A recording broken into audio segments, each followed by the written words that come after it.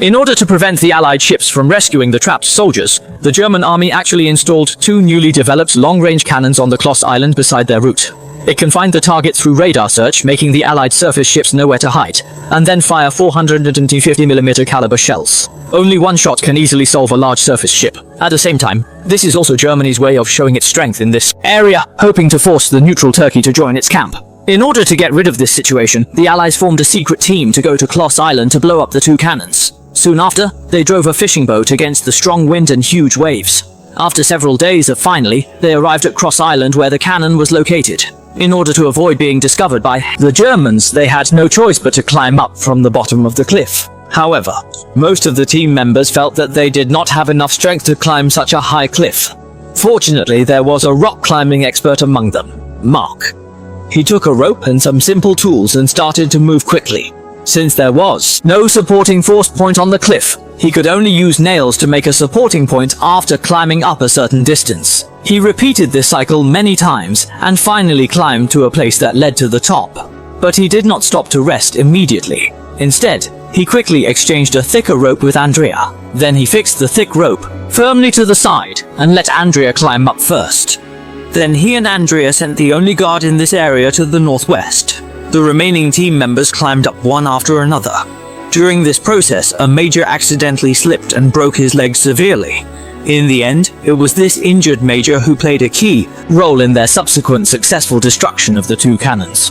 When they were carrying the stretcher, the phone on the side suddenly rang. They knew it was a German intelligence call. If no one answered, it would tell the intelligence personnel that something was wrong here. So Mark, who was fluent in German, picked up the phone decisively. But when the intelligence personnel talked to Mark, he still found the problem.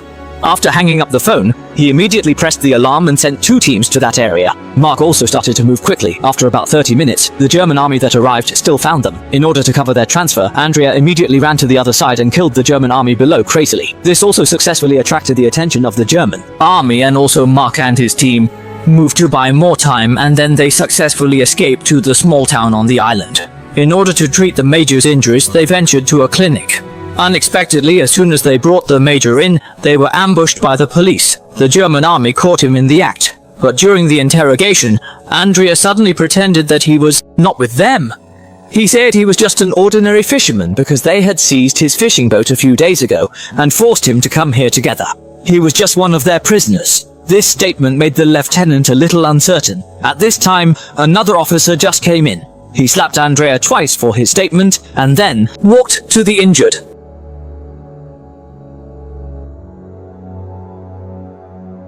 major and asked them to tell him where the bomb was hidden. Suddenly, he would injure the major's injured leg. When he was about to hit it, Andrea suddenly pretended to be very uncomfortable and fell to the ground. He rolled around wildly, and the officer saw this and quickly asked his men to help him up. Unexpectedly, within 2 seconds of Andrea getting up, he suddenly pushed the soldiers aside and knocked them to the ground, then quickly snatched their weapons. The Germans were controlled by Mark and his men without paying attention. They quickly changed into German clothes. Mark also told the officer that they would leave the injured major here and asked them not to embarrass him because he had not done anything to them. After that, Mark said and told him about their next plan. Then they left in a German vehicle. When they met soldiers who were inspecting on the way, they shot them away. Half an hour later, they came to the abandoned village under the cannon. Here they began to organize their equipment. Mark was quietly waiting for an opportunity on the balcony because he knew that the Germans would try their best to get the major to tell them where the Allies would launch the next attack. At this time, the German army really used vaporizers. The major learned that the next step was that the Allies would launch an attack from the direction of Turkey, so the German army immediately sent most of its troops to all the Germans were transferred out of the base to the route of the Turkish attack. Mark happened to sneak into the base at this time. What the Germans didn't know was that all this was just a plan designed by Mark in advance. When he left the major, he deliberately told him the plan that he realized after making a mistake, hoping that the Germans would transfer all their troops out of the base so that they would have a chance to blow up the two cannons. Unexpectedly, the Germans were really fooled. When they arrived at the cannon base, they only saw 2 patrolling soldiers, and the cannon operators were also resting at this time. Taking this opportunity, Mark quickly slipped to the patrol soldier's sentry post and sent the patrol soldier to the northwest with 2 consecutive shots. After that, the 2 of them carried the bomb and quickly walked into the cannon launch center. But just when they were closing the center's door, the alarm above the door was suddenly triggered. The cannon operators who heard the alarm immediately ran towards the launch center. When they arrived, they found that the gate had been closed. At this time, Mark and his companions had already arrived at the cannon launch site with bombs. It was the first time they saw these two cannons so close. They were also shocked by the scene in front of them, but suddenly there was a knocking sound at the gate. It turned out that the German soldiers were hitting the gate with a hammer.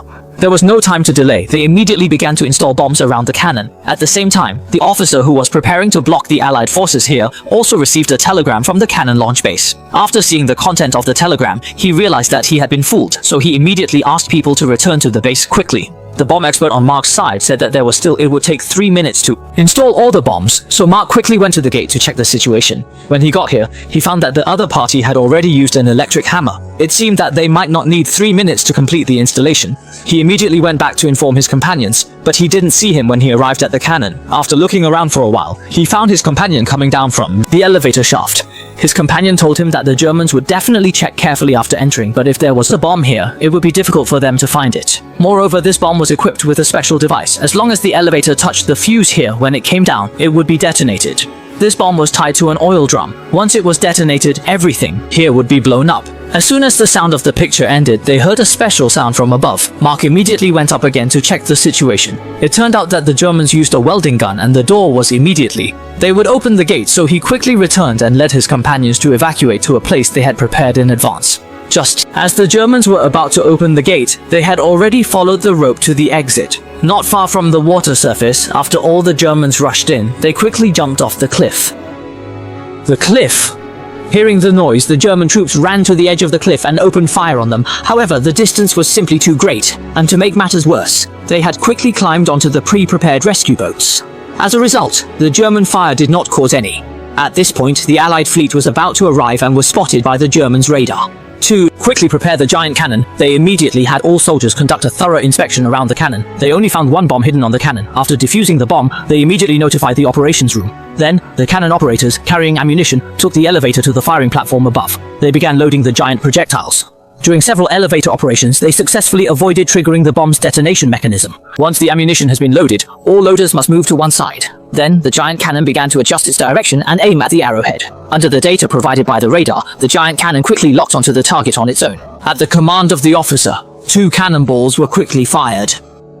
In an instant, a destroyer lost power. The other destroyers immediately adjusted their course, but they still couldn't escape the German radar's tracking. The officer ordered another launch, and this time the result was the same. Another destroyer lost power. However, just as they were loading the third round, the bomb in the elevator direction was accidentally triggered, and the explosion instantly engulfed the entire ammunition hatch. In the blink of an eye, the launch base was completely destroyed. The 2 huge cannons that blocked the entire passageway also sank into the sea amid explosions. As a result, this route, which had been occupied by the German army, was restored to normal traffic thanks to the efforts of Mark and others.